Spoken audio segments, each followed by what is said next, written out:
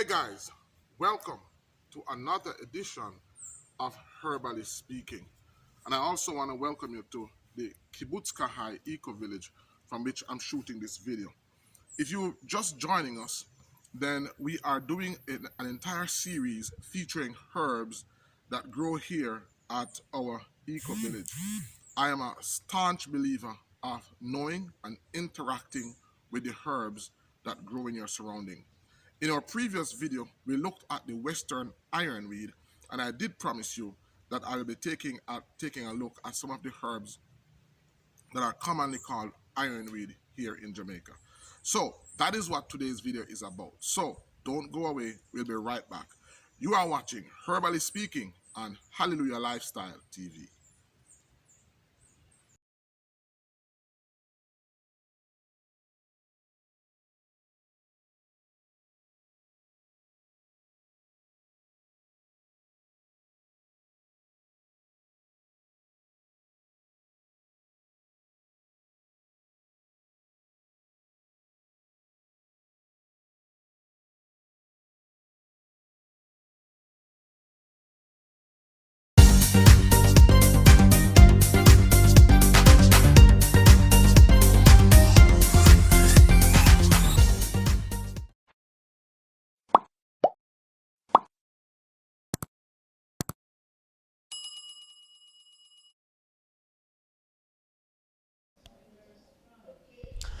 Alright guys, so today I am on the trail.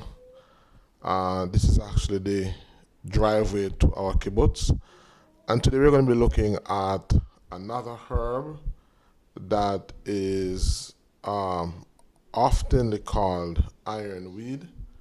We're going to be looking, and there are a number of herbs that are called iron, but the weed that we're going to be looking at is also called ironweed. And I'm just fulfilling a promise that I did, because last week's episode we actually looked at the ironweed.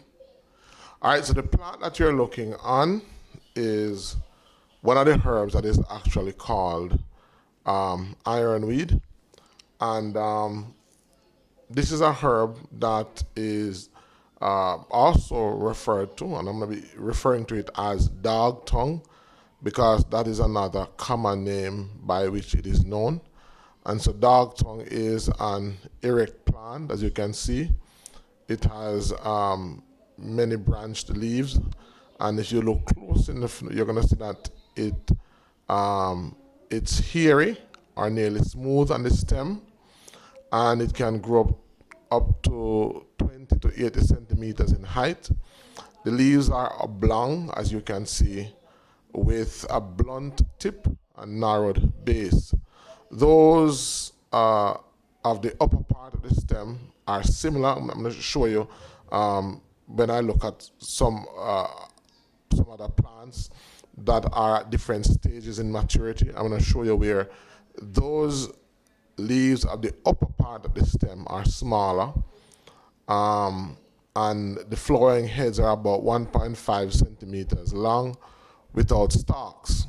It's almost as if there are two different types of leaves growing on this plant, and the leaves are borne in the axils of the very much reduced leaves, and they're arranged along the few elongated spike-like branches of the inflorescence stalk, the outer being much smaller than the inner ones.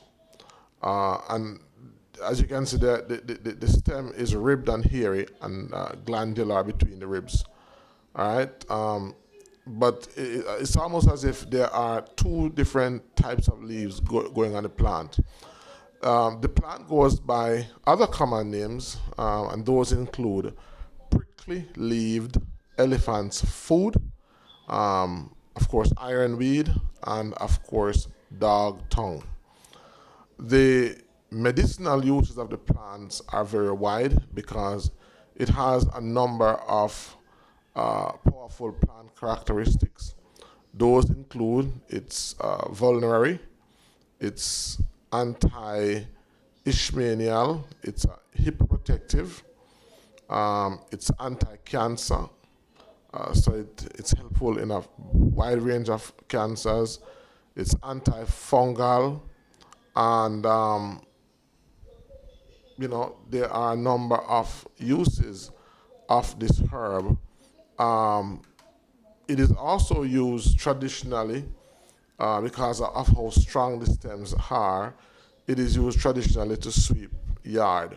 One of the reasons why it's called ironweed is because it's very difficult to pull it up from the root. So it's firmly anchored in the ground, which makes it very powerful as a tonic. So it's very useful for persons who have damaged muscles in their back. It's bitterish. The parts that are used are the leaves, the stems, and the root. The root is especially used for conditions of the liver. All right. So this is a herb that is featured a lot in Jamaican medicine, and one of the reasons for that is because it is so beneficial. All right, so I don't want to be long looking at this plant today. Just wanted to share with you some of the other herbs that are referred to as ironweed. Hope this video was of benefit to you. If you like the content, then please subscribe and share. And until next time, remember, your health is your responsibility. And the greatest weapon against sickness and disease is education, not medication. Bye-bye. See you guys in our next video.